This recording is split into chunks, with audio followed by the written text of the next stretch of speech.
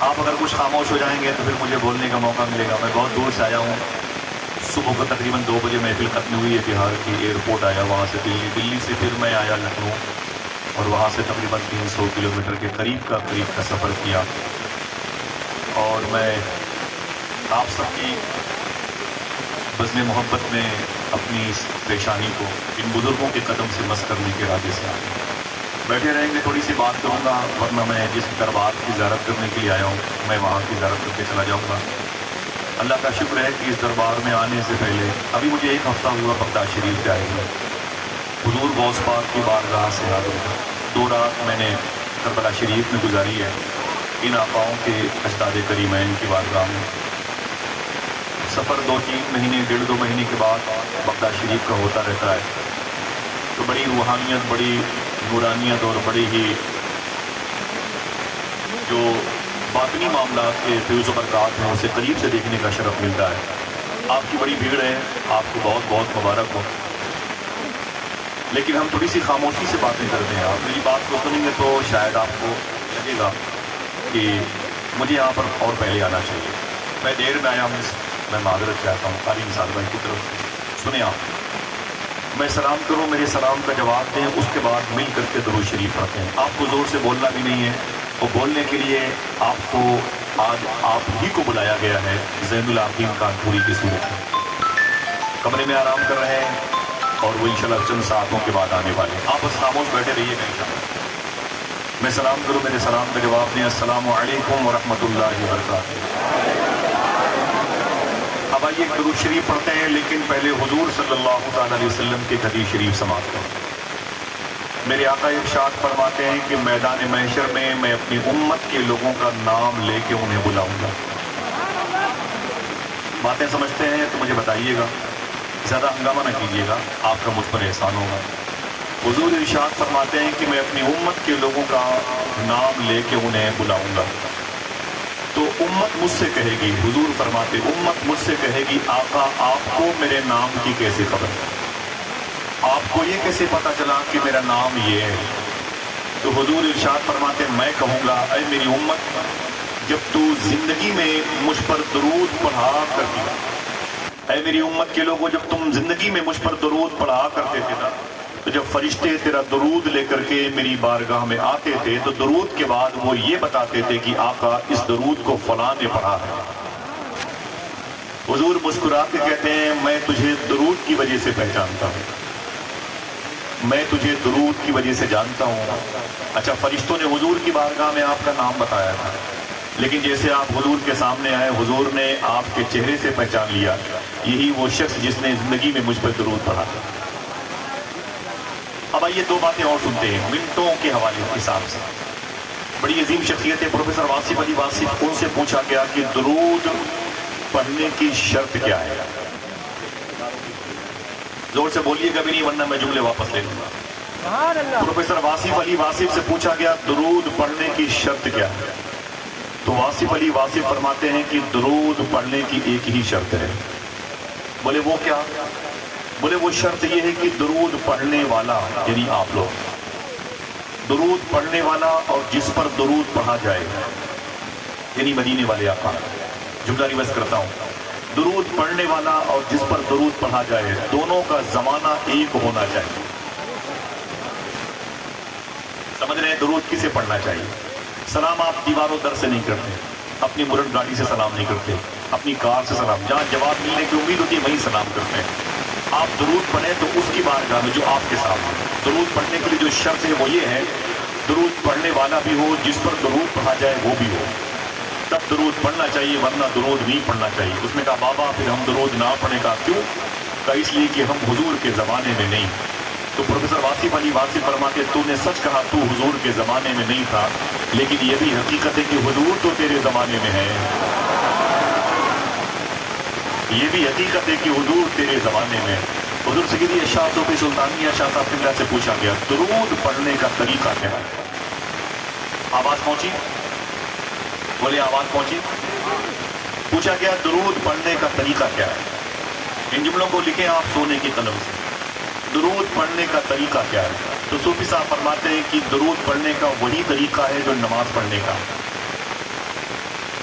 درود پڑھنے کا وہی طریقہ ہے جو نماز پڑھنے کا ہے. پوچھا گیا نماز پڑھنے کا طریقہ کیا ہے؟ آپ فرماتے ہیں کہ آقا کریم صلی اللہ علیہ وسلم نے ارشاد فرمایا ایسے نماز پڑھو یا تم خدا کو دیکھ رہے ہو یا خدا تمہیں دیکھ رہا ہے. پھر صوفی صاحب کہتے ہیں ایسے ہی درود پڑھو یا تم نبی کو دیکھ رہے ہو یا نبی تمہیں دیکھ رہا ہے.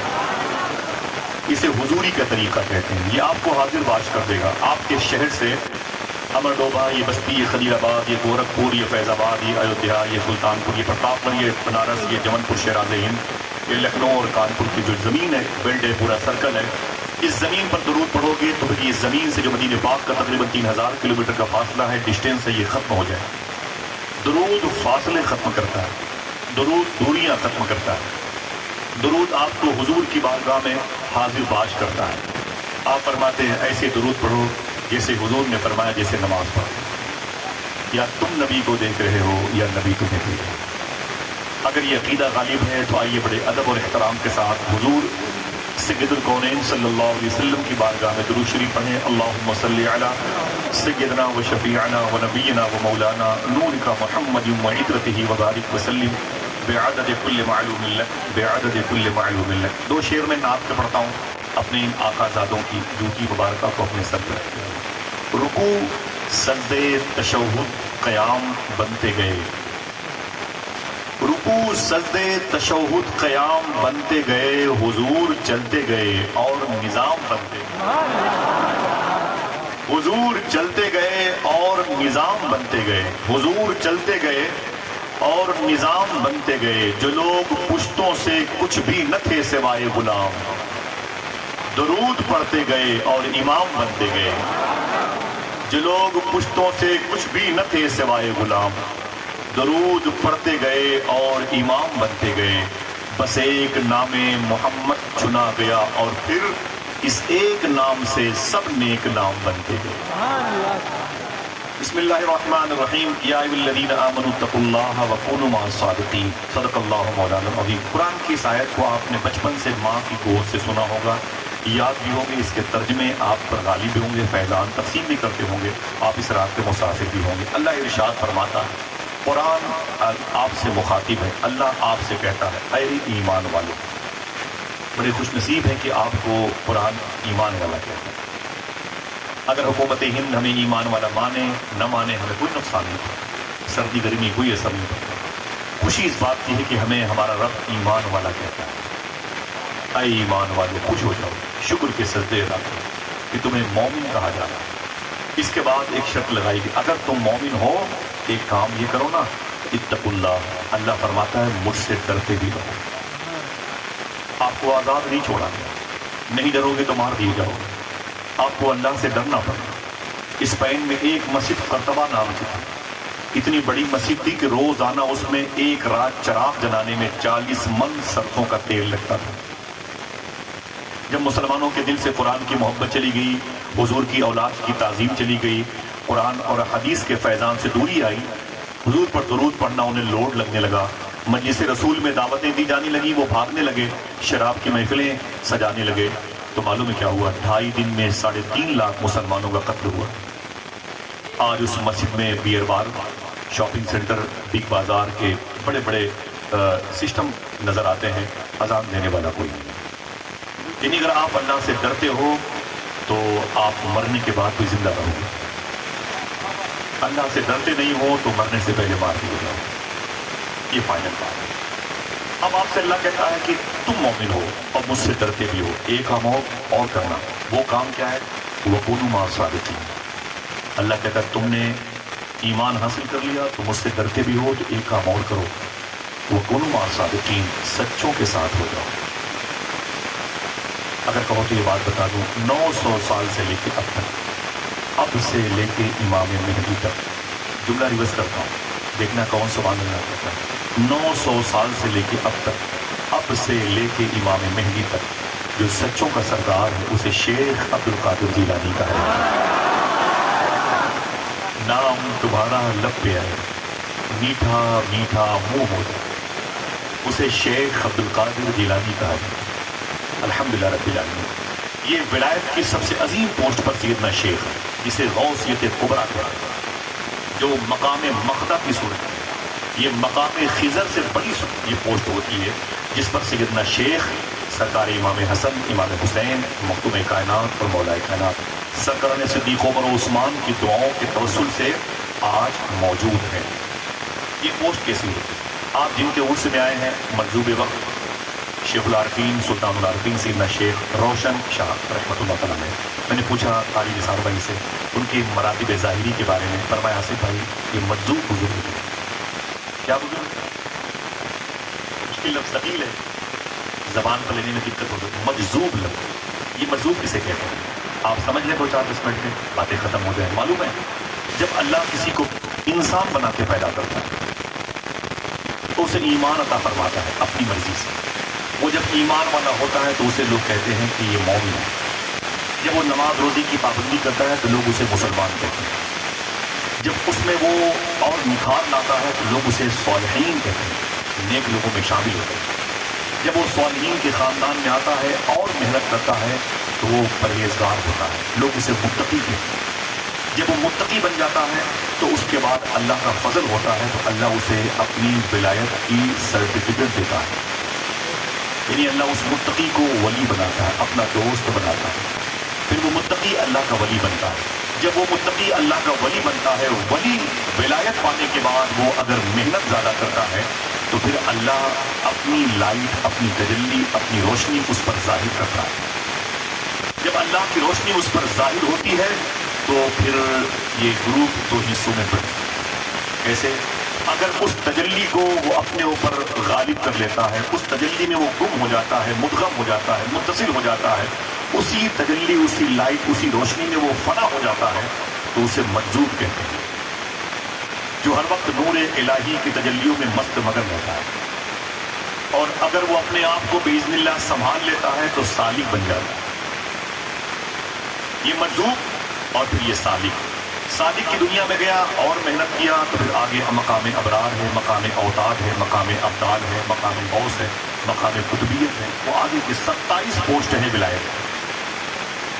نور الہی سے اس کا دل مالا مال ہو گیا، پھٹ گیا تو اسے مجذوب کہا جاتا ہے، سنبھل گیا تو اسے سالک کہا جاتا ہے۔ یہ دونوں ہر شہر میں ہوتے ہیں، یا ایک شہر میں رہ کے کئی شہروں کا نظام سنبھالتے ہیں۔ آپ میں باتیں کروں، آپ میرے بھائی ہیں، صاحبوں، مجذوب اگر کسی شہر میں ہوگا تو یہ کیسے پتا چلے گا؟ سالک اس شہر میں ہوگا تو یہ کیسے پتا چلے گا؟ مجذوب کے شہر میں ہونے کی نشانی کیا ہے اور سالک کے ہونے کی نشانی کیا ہے؟ اگر مجذوب کے ہاتھ میں شہر کی لگام آئے گی تو اس شہر میں افراتفری بہت مچے گی، بسیں پلٹیں گی، ٹرینیں پلٹیں گی، لڑائی دنگا، اختلافات، یہ وہ، آگ لگے گی وغیرہ وغیرہ۔ اور اگر سالک کے ہاتھ میں اس شہر کی لگام آئی ہے تو ماحول بالکل شانت رہے گا، ایک دم سناٹا، خاموشی، بالکل شائستگی کی فضا رہے گا۔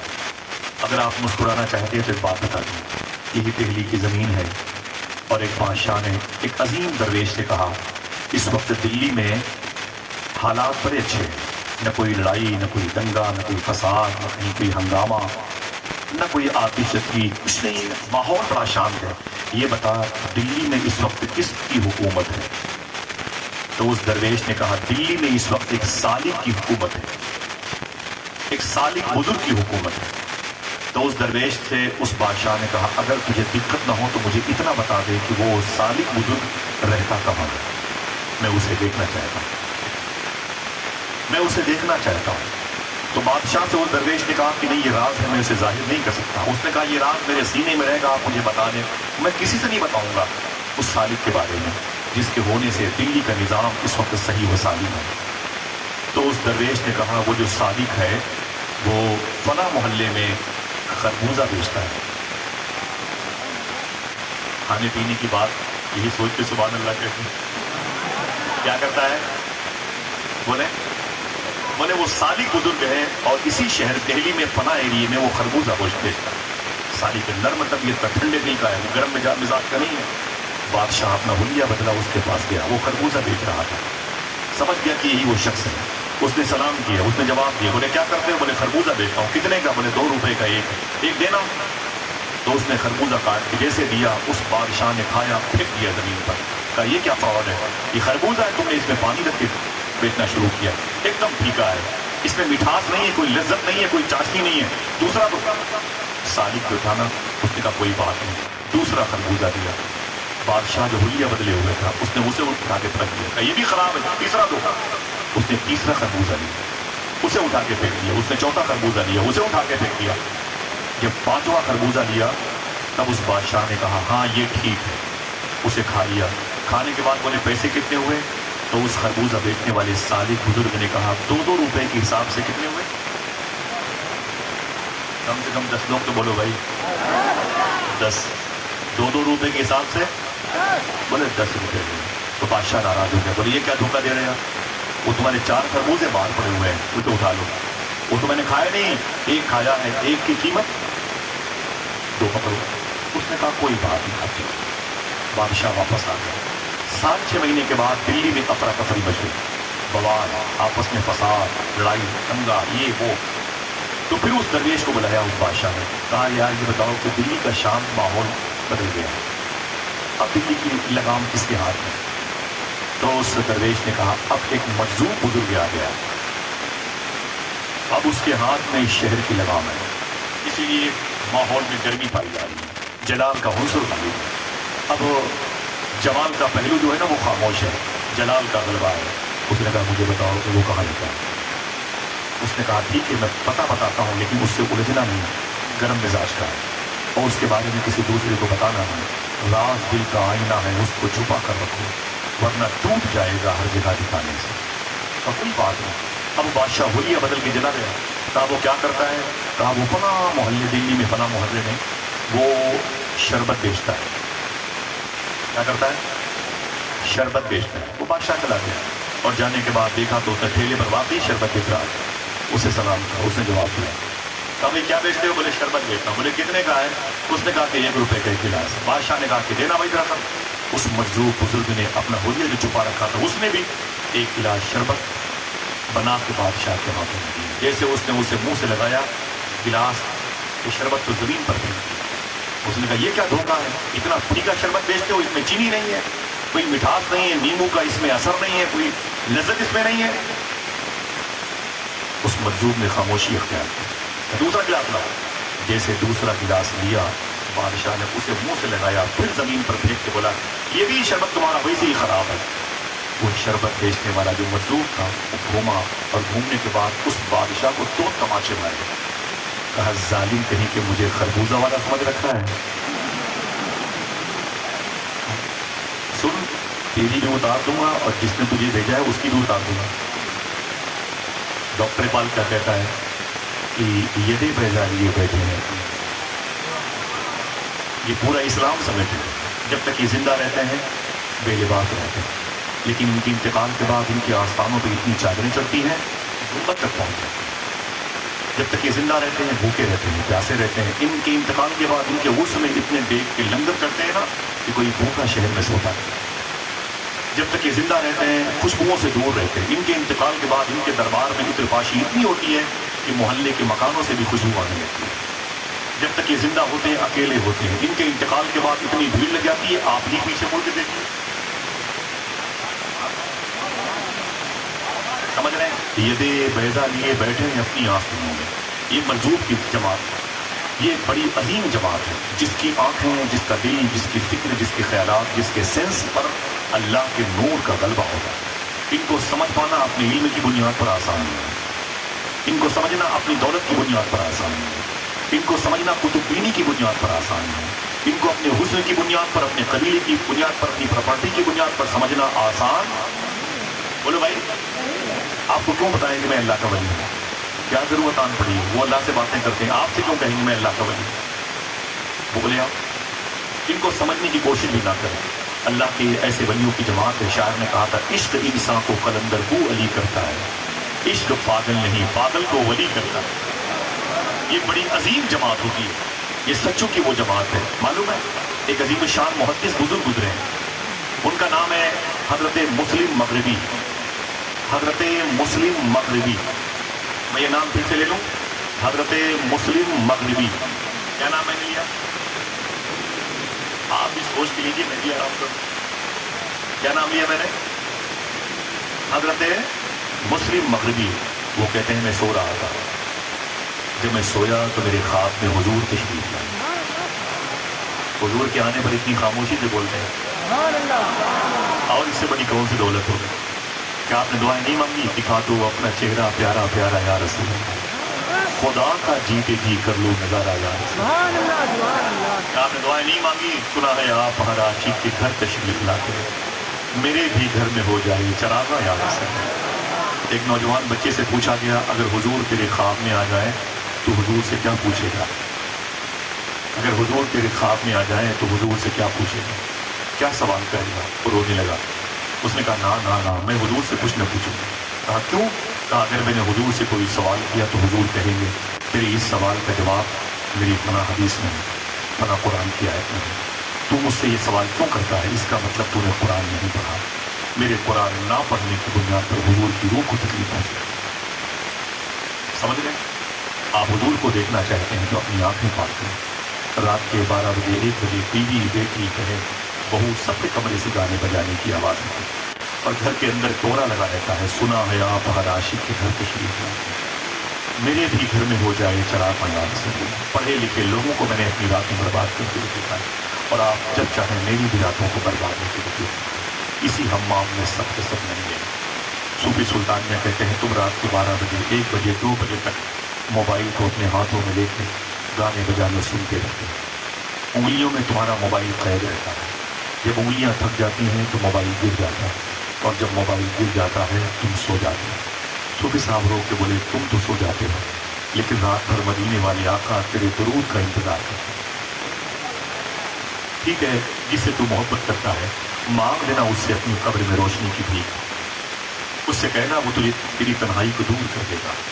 بہت دولتیں ہیں تو لے کے جانا اپنی قبر میں، کوئی کام نہیں آئے گا۔ خدا کی قسم اس قبر کی کالی کوٹری کو اگر روشن و منور کوئی کر سکتا ہے تو آمینہ کا لال کر سکتا ہے، فاطمہ زہرا کا بابا کر سکتا ہے، حسن حسین کے نانا کر سکتا ہے۔ محبت کریں تب، نہ محبت کرے تب۔ سمجھ رہے آپ کی مرضی ہے۔ امام جلال الدین سیوطی فرماتے ہیں میں قبرستان سے گزر رہا تھا، میں نے کیا دیکھا؟ قبرستان کی ہر قبروں میں مجھے نور نظر آیا۔ کوئی ہے جو سبحان اللہ کہہ دے؟ بات میری سمجھ رہے ہیں؟ قبرستان کی ہر قبروں میں مجھے نور نظر آیا۔ امام سیوطی فرماتے ہیں ایک قبر میں کچھ زیادہ نور نظر آیا، ایک قبر میں زیادہ نور نظر آیا۔ امام سیوطی فرماتے ہیں میں نے بہت محنت کر کے اس قبر تک پہنچنے کی کوشش کی جس میں نور زیادہ تھا، دیکھا جس میں نور زیادہ تھا۔ جب قریب پہنچا تو میں نے سلام کیا تو صاحب قبر نے جواب دیا، فرمایا آپ کون ہیں؟ میں نے کہا میرا نام امام جلال الدین ہے، لوگ مجھے امام سیوطی کہتے ہیں۔ تو اس نے کہا اچھا نام سنا ہے، کیا بات ہے؟ تو امام سیوطی فرماتے ہیں میں نے کہا ان ساری قبروں میں نور نظر آ رہا ہے، وجہ کیا ہے، بیس کیا ہے، سبب کیا ہے؟ تو اس صاحب قبر نے کہا ساری قبروں میں جو نور نظر آ رہا ہے اس کی وجہ یہ ہے کہ ان ساری قبروں میں حضور آئے تھے۔ مجھے بولے لحد میں آقا کی دید ہوگی میں سچ کے گھر سے نکل رہا ہوں، میرے عزیزو یہ رونا کیسا مکان ہی تو بدل رہا ہوں۔ پہلے تیاری تو کریں۔ ایک بزرگ سے کسی نے کہا کہ حضور دعا کر دیں میرا ایمان پر خاتمہ ہو جائے۔ فرمایا ایمان پر خاتمے کے لیے دعا نہیں ہوتی، ایمان پر خاتمے کے لیے تیاری ہوتی ہے۔ میری بات سمجھ رہے ہیں؟ تیاری ہوتی ہے، آپ کی ذمہ داری بنی ہے۔ آپ ہندوستان میں پتھروں کے بیچ میں، آپ ہندوستان میں کانٹوں کے بیچ میں، انہی کانٹوں کو گلاب بنانے کا ہنر سیکھنا چاہیے آپ کو غریب نواز سے۔ لوڈ بن گئے ہندوستان کے مسلمان، جدھر دیکھو ہندو مسلم فسادات کے بازار کا۔ پڑھایا آپ نے غریب نواز کو؟ غریب نواز سرکار کیا کرتی ہے؟ اجمیر شریف میں کوئی ہندو بھائی کی لڑکی جوان ہوتی نا تو اس لڑکی کے باپ سے زیادہ اس کی شادی کی فکر غریب نواز کو رہا کرتی۔ لوڈ بن گیا ہندوستان کا مسلمان۔ تجھے اپنی اس مبارک آرٹیکل کی تعلیم حاصل کرنا چاہیے جو دستور غریب نواز لے کے آئے، تب سمجھ جاؤ کہ ورنہ 40 سال کے بعد حالات بڑے خراب ہو جائیں۔ سنبھالو اپنے آپ کو اور اپنی نسلوں کو۔ سمجھ رہے ہیں؟ امام سیوطی فرماتے میں نے کہا ان قبروں میں نور کیوں ہے؟ بولے کہ ان قبروں میں حضور آئے گا، ان قبروں میں حضور آئے گا، اس لیے قبریں روشن ہے۔ تو امام سیوطی فرماتے اچھا تیری قبر میں نور زیادہ کیوں ہے؟ دیکھنا کتنے لوگ سبحان اللہ کے، بولے تیری قبر میں نور زیادہ کیوں ہے؟ تو اس صاحب قبر نے کہا میری قبر میں جو نور زیادہ ہے اس کی وجہ یہ ہے میری قبر میں حضور آئے بھی تھے مسکرائے بھی تھے. اللہ اللہ ذرا محبت سے کہہ دو سبحان اللہ. یہ نعرہ کتنے لوگوں نے لگایا ہے؟ ہاتھوں کو اٹھا کے بتائیے گا. نور والا آیا ہے نور لے کے آیا ہے. مجھے بولے نور والا آیا ہے نور والا آیا ہے نور لے کے آیا ہے. میں نے کہا تیری قبر میں روشنی زیادہ کیوں ہے؟ بولے میری قبر میں حضور آئے بھی تھے اور مجھے بولے. میں نے کہا ٹھیک ہے لیکن اب یہ بتا تیری قبر میں حضور مسکرائے کیوں تھے؟ یہ تو بتا تیری قبر میں حضور مسکرائے کیوں تھے؟ اس نے جواب دیا اے امام سیوطی میرا چھوٹا سا کاروبار تھا. روزانہ جب کاروبار کی شٹر دکان بند کرتا پڑھاتا تو 1 روپیہ اپنے منافع کے ڈبے سے نکال کر ایک جھولے میں ڈال دیتا تھا. ایک جھولے میں 1 روپیہ سکہ ڈال دیتا تھا. پورے مہینے ایسے کرتا. پھر جب نیا مہینہ آتا پھر ایک سکے ڈال دیتا. ایسے ہی 12 مہینے تک اس تھیلی کو میں 1 روپے سے بھر دیتا تھا. اور جب ربیع الاول شریف کا مہینہ آتا تو اسی جھولے سے پیسے نکال کے حضور کے نام پہ غریبوں کو لنگر کھلایا کرتا. یہی وجہ ہے کہ حضور میری قبر میں آئے بھی تھے اور یہ کام آپ کیوں نہیں کرتے؟ ہم کیوں نہیں کرتے؟ ان میں سے جو کرتے ہیں انشاءاللہ ان کی قبریں بھی روشن رہیں. جو یہ چاہتا ہے کہ اس کی قبر روشن ہو وہ اپنے دروازے پر سے قریب گزرنے والے کسی مسافر کو بھوکا نہ جانے دے. انشاءاللہ اس کی نسلیں کبھی بھوکی نہیں رہیں گی انشاءاللہ. بولے یہ غریب نواز کا اسلوب ہے. یہ درویشوں اور فقیروں کا اسلوب ہے. یہ آئین ہے آرٹیکل ہے قانون ہے انسائکلوپیڈیا ہے. اس پر آپ کو عمل کرنا پڑے گا. آپ اپنے علم کی بنیاد پر اپنی طاقت کی بنیاد پر اپنے پیسوں کی بنیاد پر اپنی کتب جو ہے تصانیف کی بنیاد پر تعلیم کی بنیاد پر doctor engineer IAS IPS IG DIG بڑے بڑے رینج کے ادھیکاری ہونے کی بنیاد پر مفتی ہوں گے عالم ہوں گے پیر ہوں گے. اس بنیاد پر کسی مجذوب کو آپ نہیں پہچان سکتے. اس کو لکھ لیجیے. ہماری جو میموری ہے بہت چھوٹی ہے. ان کا دائرہ بہت بڑا ہے. اگر غور کریں گے تو یہ میموری ہینگ کر جائے گی. سمجھ رہے؟ جیسے مسلم مغربی کہتے ہیں میں سو رہا تھا میرے خواب میں حضور تشریف لائے. وہ کونوں ماں ثابت ہے. لیکن سچوں کی جماعت کیسے ہوتی ہے؟ ایک مجذوب بزرگ کے عرس میں آئے ہوئے مجھے بڑی خوشی ہو رہی ہے کہ میرے گھر کے قریب میں ایک مجذوب بزرگ کی بارگاہ ہے اور میرا تعلق ظاہری بھی جاروکش کی حیثیت سے اسی بارگاہ الحمدللہ. اور پھر سرکار مخدوم پاک کے شہزاد خان یہاں پر رہے. اگر یہ چلی بھی جائیں تو ان کی جوتیاں یہاں رہیں تب بھی الحمدللہ میرے لیے بڑی سعادت کی. میں نے ان کے دادا کی وہ بھی جن کو زمین دیکھی ہے جس کو سمنا کہتے ہیں. میں نے کئی مرتبہ حاضری دی ہے ایران میں جہاں کے سرکار مخدوم شب جہانگیر سمنانی رضی اللہ عنہ تارک السلطنت کہلائے تھے. آپ کے خالو استاد شیخ علاء الدولہ رحمۃ اللہ تعالیٰ علیہ کی مرتد مبارکہ پر بھی حاضری دی. میری دعا ہے کہ جتنے لوگ یہاں پر اہل بیت سے محبت کرنے والے بیٹھے ہوئے ہیں اللہ سب کو اس مبارک مقبول زمین کی زیارت کا شرف عطا فرمائے. آمین کہتے. مسلم مغربی وہ کہتے میں نے سو رہا تھا میرے خواب میں حضور تشریف لائے. یہ خوشی کی بات اگر لگتی ہے تو آپ سبحان اللہ کہہ سکتے ہیں. باقی ہنگامہ نہیں. کوئی بات اچھی لگے تو اچھے نارمل طریقے سے بولیے گا.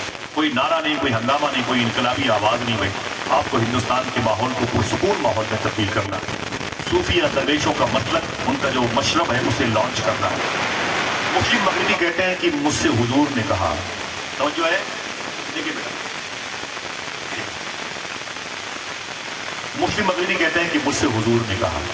اے مسلم مغربی سن ابھی ابھی مجھ سے خدا نے کہا. حضور فرماتے ہیں کہ ابھی ابھی اے مسلم مغربی مجھ سے خدا نے کہا.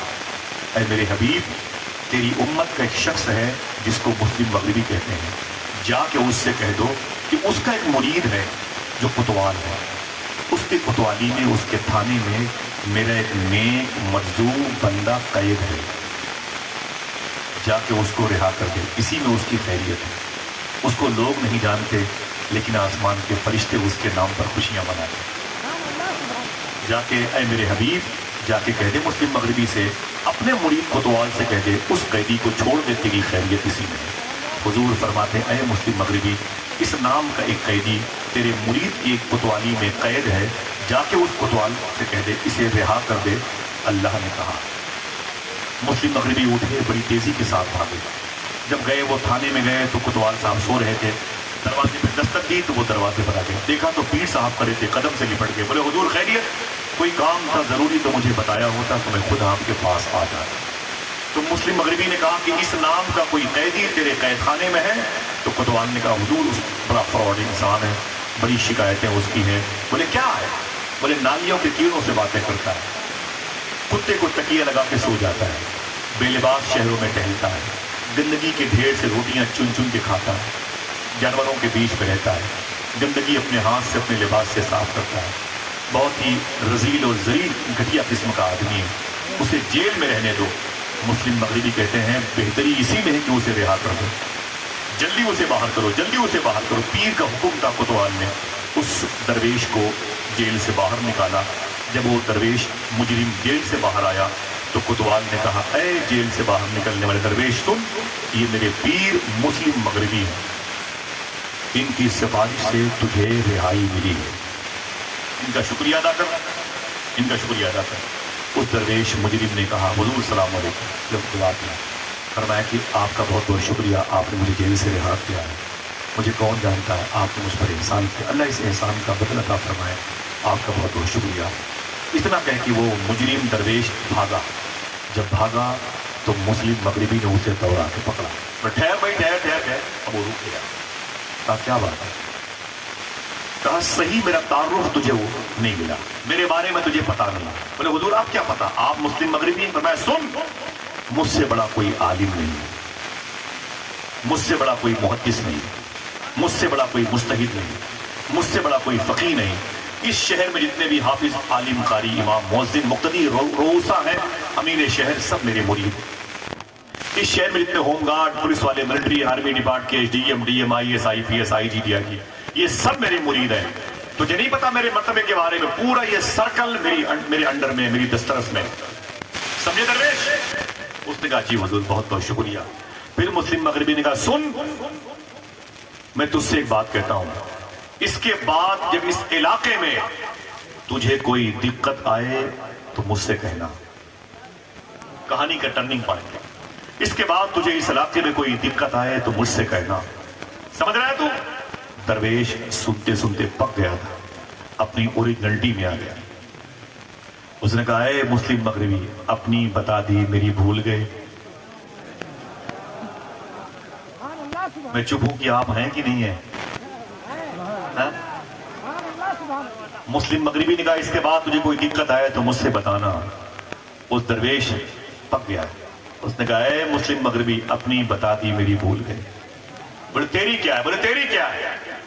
بولے تیری یہی نا کہ تجھ سے بڑا کوئی عالم نہیں، تجھ سے بڑا کوئی محدث و فقیہ نہیں، تجھ سے بڑا کوئی مجتہد نہیں اس شہر میں، یہ سب تیرے مرید ہیں، یہ کوتوال، یہ یونیورسٹی، یہ کالج، یہ مدرسے، یہ ائمہ، مؤذن، مکبر، سب تیرے مرید ہیں، یہی نا؟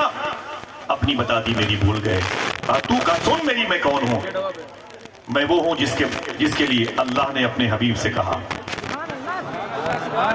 اللہ نے اپنے حبیب سے کہا، حبیب نے تجھ سے کہا، تو نے کوتوال سے کہا، تب جا کے میری رہائی ہوئی ہے۔ اپنے بارے میں بولتا ہے کہ ادھر کوئی دقت ہو تو مجھ سے کہنا، میں تجھ سے کہتا ہوں اگر میدان محشر میں کوئی پریشانی ہو تو مجھ سے کہنا۔ عشق انسان کو قلندر بو ولی کرتا ہے، عشق پاگل نہیں، پاگل کو ولی۔ یہی اگر مجذوب ہوتا ہے تو اسے پہچاننے کی کوشش نہ کریں، اگر سالک ہو جاتا ہے تو وہ ظاہر ہے۔ اس لیے عشق کے بڑے بھی بزرگ ہیں، پونسا شریف میں، ساہیوال، یہ بابا فرید کی زمین ہے، پنجاب مبارک بیلٹ ہے، تقسیم ملک کے بعد ہی یہ دیواریں کھڑی ہوئی، ورنہ محبتوں کی زمین ہے۔ سالک اگر اپنی رو میں آتا ہے تو اس کا معاملہ الگ ہوتا ہے۔ مجذوب جن کے عرصے میں آئے ہیں، ایک جذب کی، سکر کی، بے خودی کی کیفیت ان پر غالب رہتی ہے۔ اگر کہو تو بتا دوں کہ سالک کسے کہتے ہیں؟ کوئی ہے جو اپنے ہاتھوں کو اٹھا کے بولے لبیک یا رسول اللہ، لبیک یا رسول اللہ؟ سالک کسے کہتے ہیں؟ سرکار عطا رسول تاجدار چشت ہشت بھائی سرکار خواجہ عثمان ہرونی کے لاڈلے ہیں، ہندوستان کے بادشاہ ہیں، ان کے لاڈلے خواجہ قطب الدین بختیار کاکی کے دربار میں آپ جائیں گے تو جانے سے پہلے سیکنڈ لاسٹ موڑ سے پہلے بائیں طرف ایک مزار شریف ہے، خواجہ فخر الدین شاہ رحمۃ اللہ تعالی، ان کے مرید ہیں شیخ سلیمان توسلی رحمۃ اللہ تعالی۔ آواز پہنچی؟ کچھ کے بتائیے، آواز پہنچی؟ حضور کی محبت میں بولا کریں، آپ بولتے ہیں تو حضور کو خوشی ہوتی ہے۔ آپ مسکراتے ہیں تو حضور مسکراتے ہیں، آپ کے ہر انداز پر حضور کی نظر ہے۔ صوفی صاحب کہتے ہیں جو کہتا ہے کہ حضور یہ نہیں جانتے، حضور یہ نہیں جانتے، اس سے کہہ دو کہ تیرے اس نہ جاننے کو بھی حضور جانتے ہیں۔ حضور دیکھتے ہیں، اپنی امت کے لوگوں کو حضور نے چھوڑ آوارہ نہیں چھوڑا۔ آپ سے حضور پیار کرتے ہیں، آپ کے درود کا انتظار کرتے ہیں، آپ کی آواز حضور سننا چاہتے ہیں۔ الحمدللہ رب العالمین۔ یہ شیخ سلیمان توسوی ہیں، شیخ سلیمان توسا شریف قصبے کا نام ہے۔ نام یاد رہے گا؟ اگر کل کسی نے پوچھا کیا بتاؤ گے؟ شیخ سلیمان بولے۔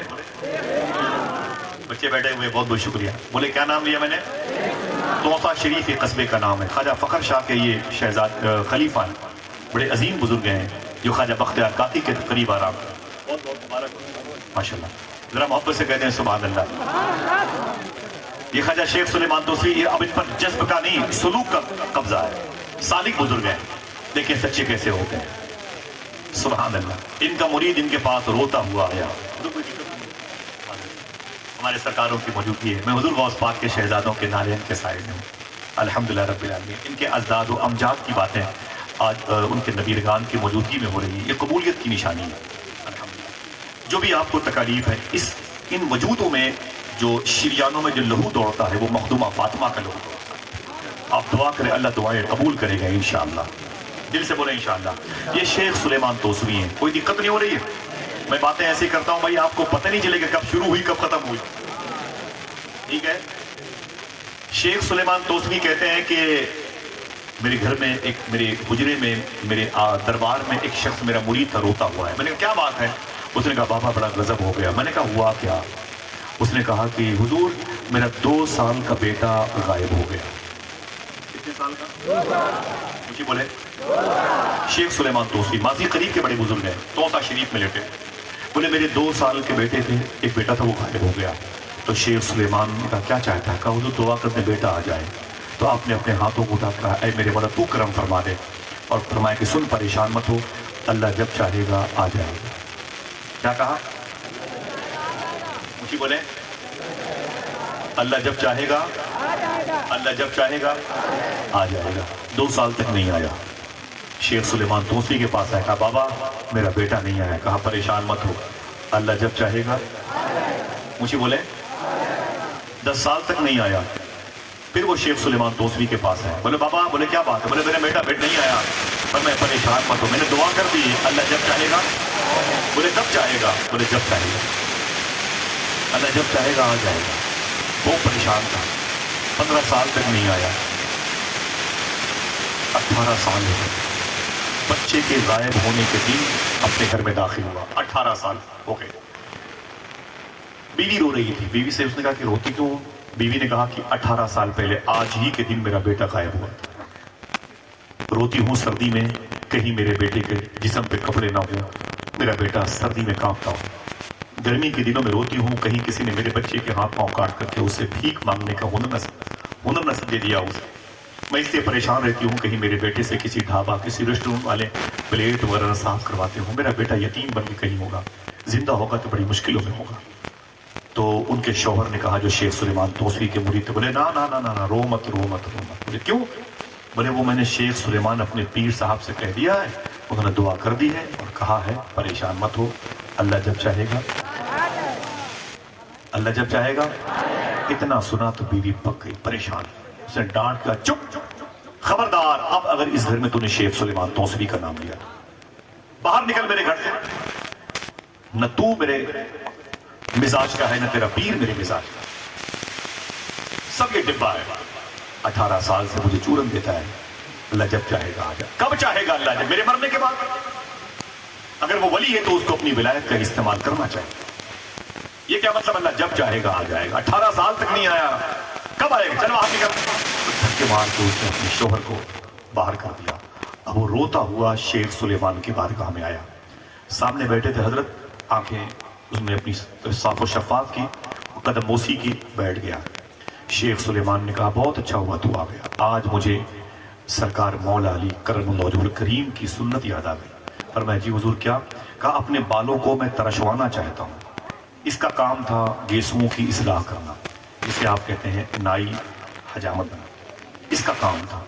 تو شیخ سلیمان کہتے ہیں بہت اچھا ہوا تو آ گئے، ایک کام کر، کہا جی حضور، کہا میں اپنے دادا مولا علی کی سنت ادا کرنا چاہتا ہوں، میرے سر کے بالوں کو تراش دو۔ کہا کوئی بات نہیں، وہ قینچی اور وہ پانی اور وہ استورے جو بھی چیزیں تھیں وہ لے کے آ گیا۔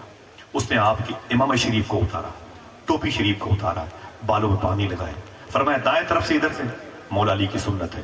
شیخ سلیمان توسوی کے سر مبارک کے دائیں طرف سے بال اس نے چھیلنے صاف کرنے شروع کیے، ابھی آدھے ہی سر کے بال اس نے صاف کیے تھے کہ ان کے مرید کو اپنی بیوی کے تانے یاد آ گئے۔ بیوی نے کہا نکل جا، کبھی گھر میں نہیں آنا، یہ گھر کا دروازہ طرف ہمیشہ تیرے لیے بند ہو چکا ہے، چل چل باہر نکل۔ وہ یاد آ گئی اس کی تنقید باتیں، اس کی آنکھیں بھر آئیں، آنکھوں سے آنسو نکلے ٹپ ٹپ، تو پیر صاحب کے چھلے ہوئے سر پہ گرے۔ جب گرم گرم آنسو گرے تو پیر صاحب نے شیخ سلیمان نے اپنا چہرہ اٹھایا، کہا تو روتا ہے، میرے سامنے آ جا۔ بولے حضور معافی چاہتا ہوں۔ کہا تو روتا کیوں ہے؟ اس نے کہا کہ حضور بیوی بہت ناراض ہے۔ بولے کیوں؟ بولے اس نے کہا کہ اب گھر مت آنا۔ کیوں؟ اس نے کہا کہ میرا بیٹا 18 سال سے نہیں آیا۔ تو بولے میں نے دعا کر دی نا کہ اللہ جب چاہے گا آ جائے گا۔ بولے بیوی اسی پر ناراض ہے، کیا اللہ میرے مرنے کے بعد چاہے گا؟ کیسا پیر ہے تیرا، اس کو بلاتا نہیں میرے بیٹے کو، نہ اپنی پرسنالٹی کا، اپنی طاقت کا، ولایت کا استعمال نہیں کر، چل باہر نکل، دھکے مار کے باہر کر دیا۔ اس لیے حضور بیوی بڑے غضب میں ہے، گھر سے میرا بھی جو ہے رابطہ ٹوٹ چکا ہے، آپ معاف کر دیں مجھے بھی میری بیوی کو۔ شیخ سلیمان توسوی کو جلال آ گیا، ابھی آدھے سر کے بال چھلے ہوئے تھے، آدھے باقی تھے۔ بولے اے گھر واپس چلا جا، دیکھنا کتنے لوگ سبحان اللہ کہتے ہیں۔ بولے گھر واپس چلا جا، جا تیرا بیٹا تیرے گھر آ گیا ہے۔ آپ کا بیٹا آیا ہوتا تو کرسی پہ کھڑے ہو کے سبحان اللہ کہتے۔ بولے جا تیرا بیٹا تیرے گھر آ گیا۔ بولے حضور یہ سر کے بال، بولے اسے بعد میں چھیلنا ہے، جا جا جا جا اپنے بیٹے سے مل لے، تیری بیوی بہت ناراض ہے، جا تیرا بیٹا تیرے گھر آ گیا۔ وہ بھاگا آستانے سے خانقاہ شریف سے، راستے میں محلے کی مردوں عورتوں نے کہا مبارک ہو مبارک ہو مبارک ہو، تیرا بیٹا تیرے گھر، تیرا بیٹا تیرے گھر آ گیا، تیرا بیٹا تیرے گھر آ گیا۔ جیسے اس نے اپنے گھر میں انٹری کی، اس نے کیا دیکھا، 20 سال کا اکڑیل جوان انسان گھر کے آنگن میں چارپائی پر بیٹھا ہوا ہے اور میری بیوی سے لپٹ کے رو رہا ہے۔ میں سمجھ گیا، خون نے خون کو پہچان لیا۔ وہ اندر داخل ہوا، بیٹا کھڑا ہو گیا، اس نے اپنے باپ کو سینے سے لگایا، بہت رویا، غم ہلکا ہوا تو باپ اپنے بیٹے کے قریب بیٹھ کے بولا بیٹا تو غائب کیسے ہوا تھا؟ بیٹے نے کہا ابو مجھے نہیں معلوم، میں 2 سال کا تھا، مجھے کچھ بھی پتا نہیں، مجھے کیسے لوگ اٹھا لے گئے؟ بولے کیسے پتا چلا؟ بولے میں 6-7 سال کا ہو گیا تھا، ایک سکھ مذہب کے ماننے والے شخص کے ہاں میں اس کے استبل میں اس کے گھوڑے کی رکھوالی کرتا تھا۔ 7-8 سال کے بعد اس نے مجھ سے کہا تھا کہ تو مسلمان کا بچہ ہے اور میں سکھ مذہب کا فالوور ہوں۔ اس نے کہا میری ماں، کہا مجھے نہیں معلوم۔ میں نے اس سے پوچھا میرا باپ، کہا مجھے نہیں معلوم، میں نے تجھے بازار سے خریدا ہے۔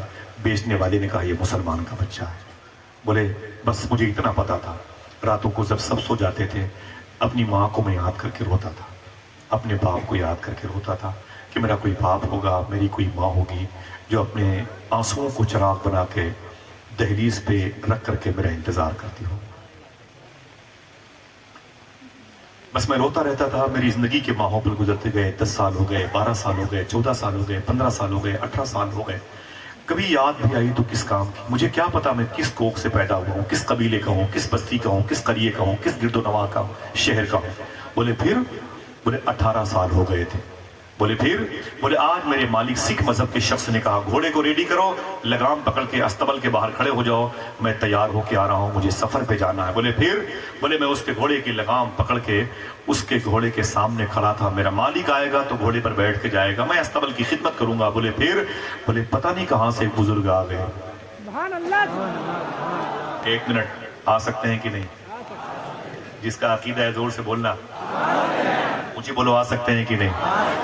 پیر مہر علی شاہ ان بزرگوں کے جد کریم ہیں، گودرہ شریف میں لیٹے ہوئے ہیں، خاموش بیٹھے تھے، ان کے مرید نے پیر دباتے ہوئے کہا حضور دعا کر دیں، حضور دعا کر دیں، بغداد شریف چلا جاؤں۔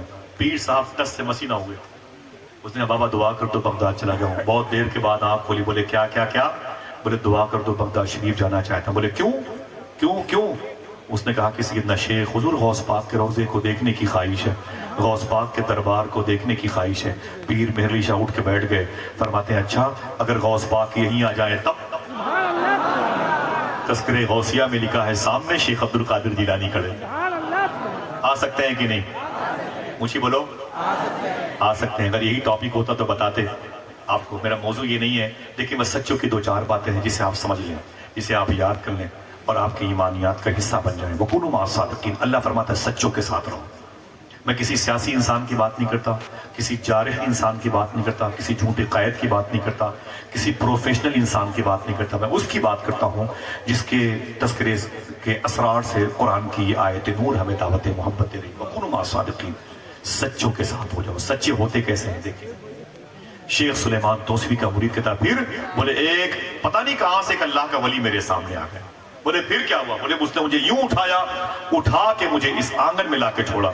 کہا سن، یہ تیرا گھر ہے، یہ تیری ماں ہے، تیرا باپ آنے والا.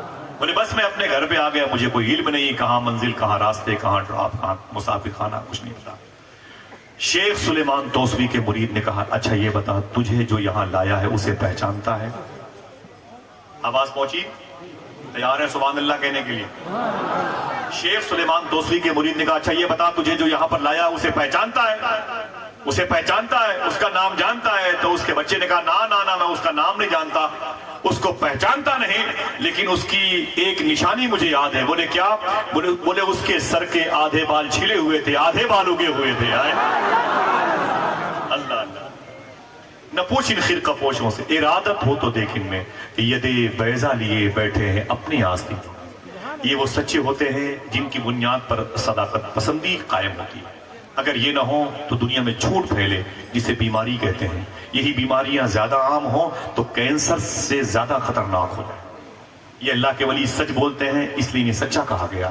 یہ جھوٹ کو ختم کرتے ہیں اس لیے انہیں سچوں کا سردار کہا گیا. سمجھ رہے ہیں؟ یہ بڑی مبارک جماعت ہوتی ہے. الحمدللہ رب العالمین. دعا کریں اللہ ان آستانوں کے فیض سے ہمارے قلب کو روشن و منور فرما دے. آمین کہہ دیں. میں نے کیا کہا؟ دنیا میں اگر کوئی 900 سال سے لے کے اب سے لے کے امام مہدی تک کوئی سچوں کا سردار ہے تو اسے شیخ عبد القادر جیلانی کہا جاتا ہے. الحمدللہ. کیا کہا جاتا ہے؟ ذرا حضور غوث اعظم کے نام پر کوئی ہے جو ایک نعرہ بلند کر دے؟ ماشاءاللہ.